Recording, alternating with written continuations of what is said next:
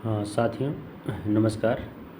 आज हम लोग पृथ्वी की आंतरिक संरचना के बारे में पढ़ेंगे कि पृथ्वी की आंतरिक संरचना किस प्रकार से है और इसके शोध में वैज्ञानिकों का क्या विचार है। तो उन्हीं सब चीज़ों के बारे में देखना है कि क्या इसमें कौन कौन से तत्व हैं, इनकी स्थिति क्या है, सब चीज़ों को देखेंगे। इनसे प्रश्न हमेशा आते ही आते हैं। पृथ्वी की आंतरिक संरचना के संबंध में वैज्ञानिकों में मतभेद है। भूगर्भ में पाई जाने वाली परतों की मोटाई, घनत्व, तापमान, भार एवं वहाँ पाए जाने वाले पदार्थ की प्रकृति पर अभी पूर्ण सहमति नहीं बन पाई है। कहने का मतलब ये है कि इसके आंतरिक बनावट के बारे में वैज्ञानिक लोगों ने जो शोध किया है और जो निष्कर्ष निकला है, उन सभी विचारों पर अभी सभी वैज्ञानिकों का एक समतुल्य विचार नहीं आ पाया है और अभी भी आपसी मतभेद है इसकी मोटाई को लेकर के, घनत्व को लेकर के, तापमान को लेकर के। किसी कोई मोटाई कोई वैज्ञानिक का अलग बताया जाता है, कोई इसका घनत्व अलग बताया जाता है, किन्हीं का अलग होता है। तो ये सभी चीज़ों में कि इनके मोटाई, घनत्व, तापमान, भार के संदर्भ में जो वैज्ञानिकों ने जो शोध निकाला है, उसमें सभी वैज्ञानिकों का शोध एक जैसा नहीं मिलता है। फिर भी तापमान, दबाव, घनत्व, उल्काओं एवं भूकंपीय तरंगों पर आधारित परमाणुओं को एकत्रित करके पृथ्वी की आंतरिक संरचना के संबंध में जानकारी प्राप्त करने के प्रयास किए गए हैं। कहने का मतलब ये है, इसके बावजूद भी इसमें जो शोध जो किए गए हैं, इसके तापमान को लेकर के, दबाव, घनत्व, तो इन तरह की आंतरिक संरचना घटनाएं को लेकर के और जो प्रमाण मिले हैं, इसके आधार पर कई तरह की जानकारियाँ दी गई है। सबसे पहली बात ये है कि पृथ्वी के आंतरिक जो हिस्सा है उसको 3 भाग में बांटा गया है। एक भूपरपट्टी जिसको इंग्लिश में क्रस्ट कहा जाता है, दूसरा आवरण जिसे मेंटल कहा जाता है, और तीसरा केंद्रीय भाग जो कोर कहा जाता है इंग्लिश में। कहने मतलब यह है कि पृथ्वी का ऊपरी भाग से लेकर के पृथ्वी का आंतरिक भाग तक इसको 3 भाग में बांटा गया है: भूपरपट्टी, आवरण और केंद्रीय भाग। भूपरपट्टी में देखा जाए तो सबसे पहले पृथ्वी के ऊपरी भाग को भूपरपट्टी कहते हैं। यह अंदर की तरफ से 34 किलोमीटर तक का क्षेत्र है और यह मुख्यतः बेसाल्ट चट्टानों से बना है। इसके 2 भाग हैं, सियाल और दूसरा सीमा। कहने मतलब ये है कि पृथ्वी का जो ऊपरी भाग जिस पर हम लोग रहते हैं, इस भाग को जो है सो भूपरपट्टी कहते हैं। और यह यहाँ ऊपरी सीमा जिस पर हम लोग रह रहे हैं, यहाँ से लेकर पृथ्वी की आंतरिक भाग कम से कम 34 किलोमीटर तक का जो क्षेत्र है वो भूपरपट्टी मतलब क्रस्ट भाग कहा जाता है। यह जो है सो बेसाल्ट चट्टानों से बना हुआ है। इसके 2 भाग हैं, सियाल सिलिकॉन और एल्युमिनियम से बना हुआ है, दूसरा सीमा सिलिकॉन और मैग्नीशियम से। सियाल के तहत में सिलिकॉन एल्युमिनियम आता है और सीमा के तहत में सिलिकॉन और मैग्नीशियम आता है। तो ये हो गया। अब कहता है कि क्रस्ट भाग मतलब भूपट्टी का जो भाग है उसका औसत घनत्व 2.7 ग्राम प्रति सेंटीमीटर क्यूब है। यह पृथ्वी के कुल आयतन का 0.5% घेरा हुआ है। इसका औसत घनत्व 2.7 ग्राम प्रति सेंटीमीटर है और ये कुल पृथ्वी का जो टोटल जो आयतन है वो 0.5% ही है। मतलब कि 0 किलोमीटर में देखा जाए तो ऊपरी भाग के 0 से लेकर 34 किलोमीटर तक का एरिया जो है, जो नीचे तक 34 किलोमीटर तक है, उसको क्रस्ट के रूप में माना जाता है, मतलब भूपट्टी के रूप में माना जाता है, जो 0.5% ही आता है। दूसरी बात कि भूपटल की रचना सामग्री वजन के अनुसार सबसे अधिक ऑक्सीजन है, 46.60%। ये क्वेश्चन हमेशा आता है कि पृथ्वी में जो है सो इसके आंतरिक भाग में सबसे ज़्यादा कौन से तत्व सबसे ज़्यादा है, तो ऑक्सीजन माना जाता है। दूसरे स्थान पर सिलिकॉन 27.72%, तीसरे स्थान पर एल्यूमिना 8.13%, चौथे स्थान पर लोहा 5%, पाँचवें स्थान पर कैल्शियम 3.63%, छठे स्थान पर सोडियम 2.83%, सातवें स्थान पर पोटेशियम 2.59% एवं आठवें स्थान पर मैग्नीशियम 2.09%।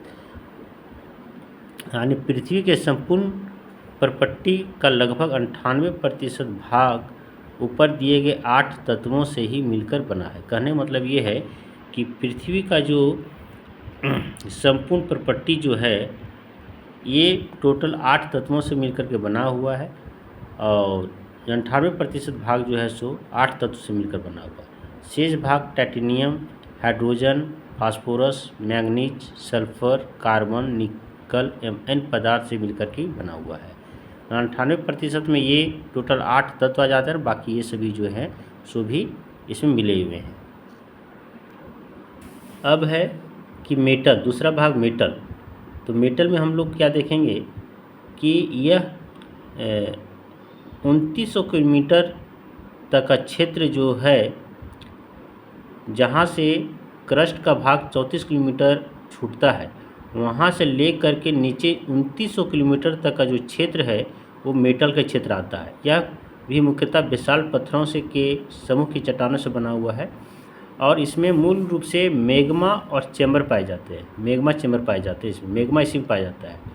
जो लो अश्क के जितने जो मैग्मा तरल पदार्थ में जो होते हैं सब इसी एरिया में पाया जाता है। इसका औसत घनत्व 3.5 ग्राम मीटर प्रति सेकंड क्यूब है से लेकर के 5.5% ग्राम प्रति सेंटीमीटर क्यूब है। यह कुल क्षेत्रफल का पृथ्वी के कुल आयतन का 83% भाग घेरा हुआ, सबसे ज़्यादा ही है। पृथ्वी का आंतरिक जो भाग है उसमें से तो हम लोगों ने देखा 0.5% तो आपका चला गया क्रस्ट भाग और 83% भाग मेटल ही है जिसमें मैग्मा चेम्बर मूल पाए जाते हैं। उसके बाद में कॉनराड असंबद्धता क्या है? कहा जाता है कि एक सीमा रेखा है, कुल मिलाकर देखा जाए कि ऊपरी क्रस्ट और निचले क्रस्ट के बीच के सीमा क्षेत्र को कॉनराड असंबद्धता कहते हैं। कहने मतलब है क्रस्ट के बीच में एक लाइन गुजरा हुआ है, सीमा गुजरा हुआ है जो ऊपरी क्रस्ट और निचली क्रस्ट के बीच को दर्शाता है। इसको कॉनराड असंबद्धता कहते हैं। यदि प्रश्न पूछेगा कि कॉनराड असंबद्धता किसके किसके बीच में है, तो ये क्रस्ट के बीच से ही गुजरा हुआ है जो ऊपरी क्रस्ट को दो भागों में बांटता है, ऊपरी क्रस्ट और निचले क्रस्ट। दूसरा मोहविसिक डिसकंटिन्यूटी, इसको मोहविसिक जोन भी कहते हैं साधारण भाषा में। यह जो है सो क्रस्ट और मेटल के बीच की सीमा को कहते हैं। क्रस्ट, जहाँ पर क्रस्ट आपका पृथ्वी के आंतरिक भाग में आ करके ख़त्म होता है और जहाँ से मेटल का भाग शुरू होता है, वहाँ की रेखा को, सीमा रेखा को मोहविसिक जोन कहा जाता है, मोहविसिक डिसकंटिन्यूटी कहा जाता है। अब रेफ्टी असंबद्धता क्या कहते हैं? यह जो है सो ऊपरी मेटल और निचले के बीच की सीमा क्षेत्र को रेफ्टी असंबद्धता कहा जाता है। कहने मतलब है कि जिस प्रकार से हम लोगों ने कॉनराड असंबद्धता को देखा था कि क्रस्ट के बीचों बीच से गुजरा हुआ है, उसी प्रकार से एक सीमा गुजरा हुआ है मेटल के बीचों बीच से, जो मेटल को दो भागों में बांट देता है, ऊपरी मेटल और निचली मेटल में। तो ये हो गया। पूछेगा प्रश्न कहीं पूछा जाए कि रेफ्टी असंबद्धता जो है, रेफ्टी जोन जो है सो किसके बीच से गुजरा हुआ, तो मेटल के भाग से गुजरा हुआ। तीसरी चीज़ ये है कि गुटेनबर्ग जोन जो है, गुटेनबर्ग विसर्ट असंबद्धता, ये क्या है? तो निचली मेटल और ऊपरी क्रोड के सीमा क्षेत्र को गुटेनबर्ग विसर्ट असंबद्धता कहते हैं। कहने मतलब ये है कि मेटल का निचला भाग और क्रोड का ऊपरी भाग, जहाँ से क्रोड शुरू होता है और जहाँ पर मेटल अंत होता है, उसके बीच का जो रेखा, उसी को गुटेनबर्ग विसर्ट असंबद्धता कहते हैं। लेहमन जोन का है?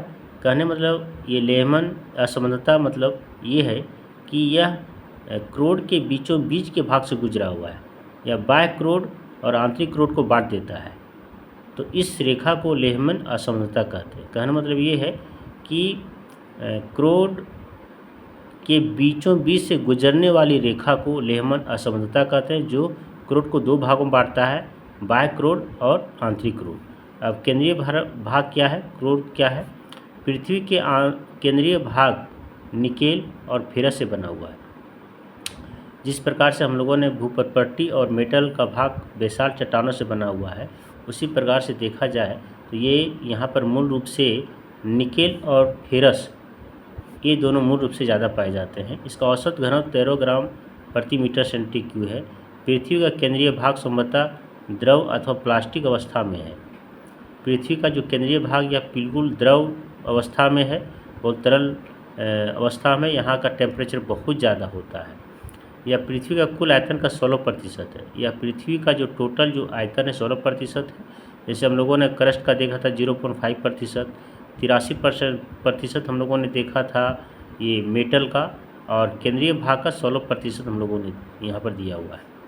अच्छा, उसके बाद कुछ महत्वपूर्ण प्रश्न ये है कि पृथ्वी का औसत जो घनत्व है 5.5 ग्राम प्रति मीटर सेंटीक्यूब है।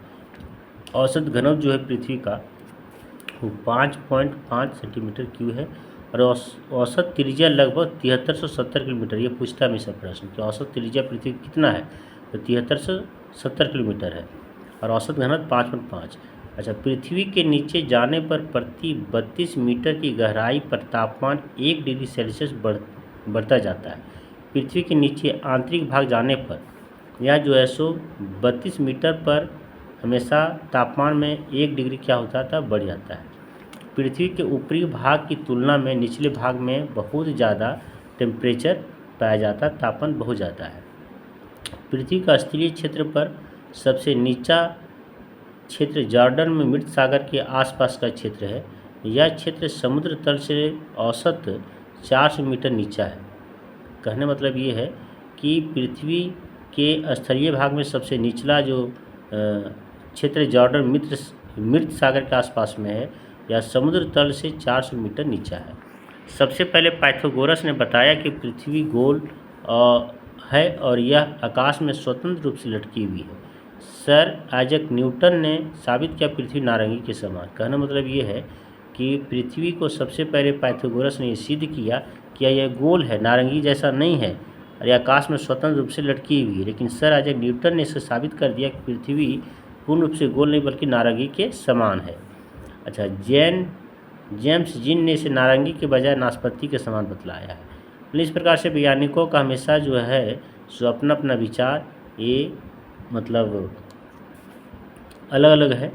तो जिस प्रकार से लोगों ने शोध किया वैसा लोगों ने अपना विचार दिया। अब है कि पृथ्वी की बाह्य सतह को मुख्यतः 4 भागों में बांटा गया है: स्थलमंडल, जीवमंडल, वायुमंडल, जीवमंडल। पृथ्वी के वायुमंडल, पृथ्वी के ऊपरी भाग से ऊपर जो हम पूरी बाहरी जो आवरण को जो देखते हैं, ये मूलतः इसको अध्ययन करने के लिए जो है सो 4 भाग में बांटा गया: स्थलमंडल, जलमंडल, वायुमंडल, जीवमंडल।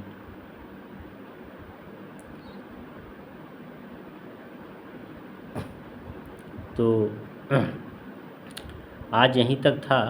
कल हम लोग फिर इसके पृथ्वी के बाह्य सतह जो है स्थलमंडल के बारे में, जलमंडल के बारे में, वायुमंडल के बारे में, जीवमंडल के बारे में, ये सभी चीज़ों को हम लोग कल बारीकी तरीक़ा से देखेंगे और पढ़ेंगे।